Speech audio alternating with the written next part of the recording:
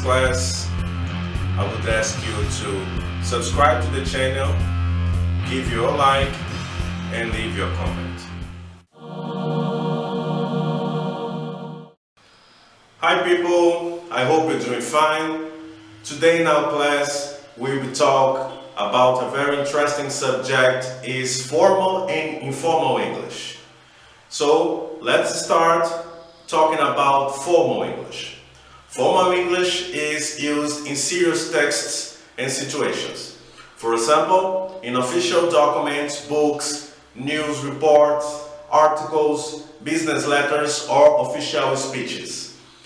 We have here an example when I say, as the price of $5 was reasonable, I decided to make the purchase without further thought. And here in the image, we have a $5 bill, and we're going to see this sentence also exchanged to informal English. Now we will talk about informal English. Informal English is used in an everyday conversation and in personal letters. It's also the main approach in social media and in the internet. So now we have the same sentence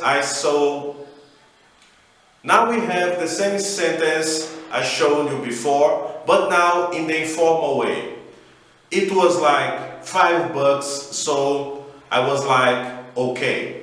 So you can see it's the same content that the previous sentence, but the difference is because one is formal and the other one is informal. Now, talking about written content. Written content is generally associated to formal language. However, it will depend on the context of communication. Formal written content can be found in books, articles, and in the news. Informal written content can be found in personal emails, forums, and blogs. And here we have the cover of the book An Invincible Memory from João Baldo Ribeiro, that actually is a translation he made by himself for his book Viva o Povo Brasileiro. Talking about spoken content, formal spoken content can be found in spoken news, audiobooks, and talk shows, whilst informal spoken content can be found in movies, TV series, video games, and podcasts. I know some of you are very fond of podcasts, so I bring you here the Jonas's Jukebox, that is one of my favorite podcasts. And I'm actually not very fond of podcasts at all, but this one I like because it's this guy, Steve Jones, talking to his peers in the music area. So it's very funny because they talk about everything. As they are growing older, they don't care too much about reputation and things like that. So I think it's a very interesting podcast in my point of view. And now, talking about some characteristics of formal language, we can have here that formal language can be considered official, literary, and academic. So you can find it in official documents, in the universities and literature. You can also find formal language. Formal language is also edited. So when you produce a formal text, you need to edit to make it as formal as possible. And it's also related to complex sentences. So sentences that are more elaborated, they are related to formal language. And here in the image, you can see this is the Jay-Z, he's a rapper, Jay-Z, dressed formally to show you that this kind of dress has to be attached to a kind of language. So if he's dressed like that, it's interesting that he used a language that's according to the way he was dressed. Now, talking about informal language, we can say that informal language is conversational, improvised, and deal with simple sentences. You see the picture now, we have the same Jay-Z we had in the picture before, but now he's dressed more informally. So in this case, he can use a language that is according to his dress code.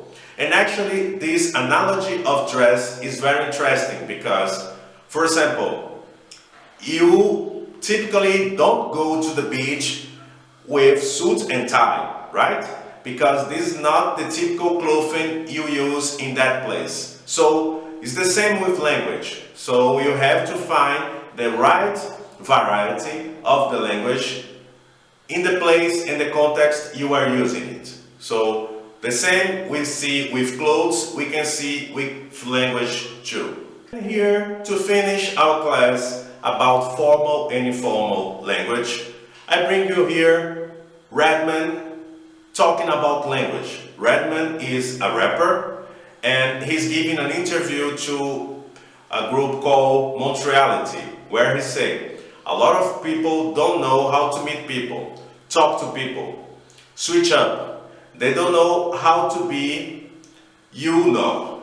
around the phone and like all night and then get in a business office. It's not about change who you are, but business is business. So in this interview, Redman, who is a well-known rapper and uses a lot of informal language, he knows the difference when he has to use the formal language. So when he's dealing with business, he has to talk about important things and use a formal language. Different from when he is with his peers, when he is doing recordings, that he can use informal language because it's the language attached to the style of music he plays. So always remember that the language you use has to be according to the place you are using, the people you're talking to, because this is the best way to be understood and to understand people too. So we have to be polyglot in the same language. So we have to know how to speak formally, write formally, and speak and write informally too, because these make us a better user of the language. Hello people, how are you doing? I hope you're doing fine. Today, as you can see, I'm in this place, but I'm dressed like that. And I have a question to you. What do you think can happen when somebody uses a formal language in an informal context or vice versa? So, have you ever had this experience? So, just tell me if you feel like I'm feeling right now.